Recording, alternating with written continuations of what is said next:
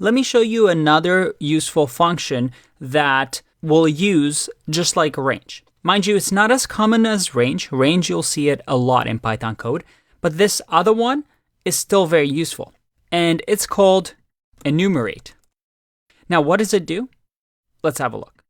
I can do a for loop, and I'll say for, and we'll say character in enumerate, and then enumerate, we wrap around something that, well, we want to enumerate. So let's see what that means.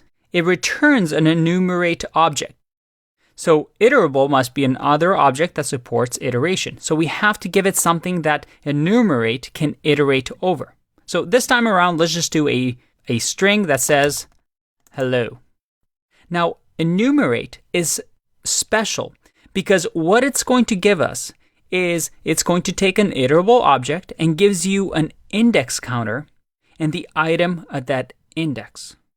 What do I mean by that?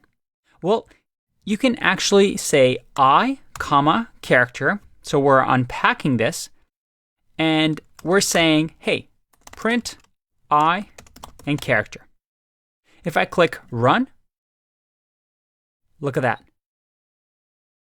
I get hello iterated over. Again, if we don't have enumerate, then we would have just gotten hello.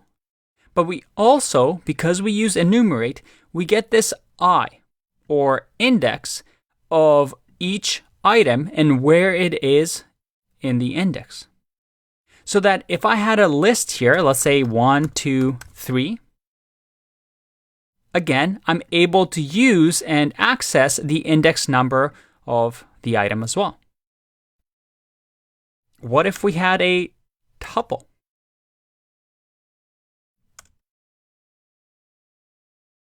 Again, we get the index number. So enumerate is very useful if you need the index counter of the item that you're looping through. So let's do a little exercise. Let's say that we want to create a script that enumerates a list of numbers 1 through 10. So we'll use range to create that. I'm going to say list, and then I'm going to say range. I know there's a lot of functions here. Range, that is 100 actually. Let's do that. And I want to be told what the index of the number 50 is. So pause the video if you need to do that. Now, here, I want it so that, let me make this a little bit bigger. I want it so that we only print the index of, let's say, the value 50. I want to know where 50 is in the list. Now, again, this is a simple example, so you can probably already guess what the answer is. But how would you code this so that only in here we get the index of 50? Or it says the index of 50 is whatever.